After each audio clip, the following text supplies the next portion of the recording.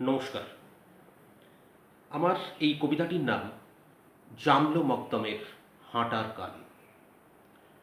ঘটনাটি বেরিয়েছিল কলকাতার এক সংবাদপত্রে 2020 সালের মে মাসে। জামলো মকদম ছিল এক হতদরিদ্র পরিযায়ী শ্রমিক।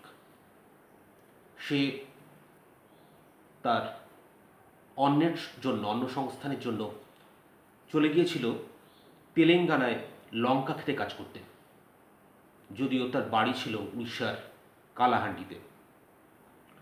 দেশ জুড়ে যখন লকডাউন, সেই সময় সে তার সহ শ্রমিকদের সঙ্গে তেলেঙ্গানা থেকে তার গ্রামে আসার জন্য হাঁটা শুরু করে।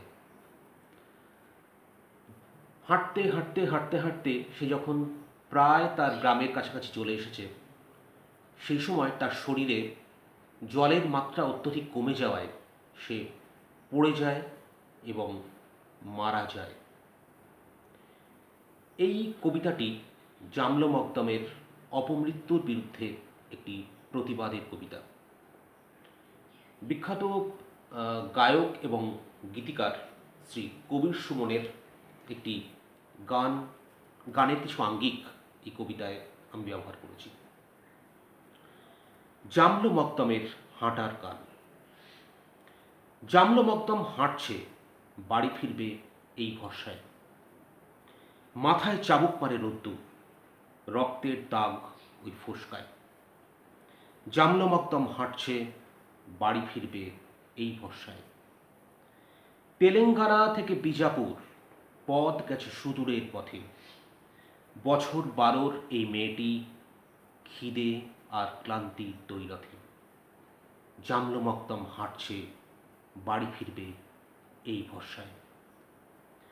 গ্রাম আর বেশি দূরে নয় রে, সাহস দেয় সহযোদ্ধার চোখ। বাড়ি ফিরে মা আর মাটির তাওয়ায় ভুলে যাওয়া যত অভিযোগ। জামলো মকদম হাঁটছে, বাড়ি ফিরবে এই ভরসায়।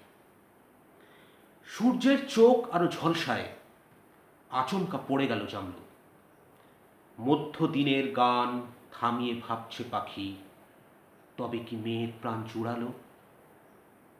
জামলো আর হাঁটবে না কোনোদিন, আর কোনো সড়কে। দরকার নেই তার 5 বার। সারাদিন ধরে পাখি গুমরে গুমরে গায় অপমৃত্যুর গান মড়কে। এদেশে মাছের মতোই আছে শিশুর বাজার।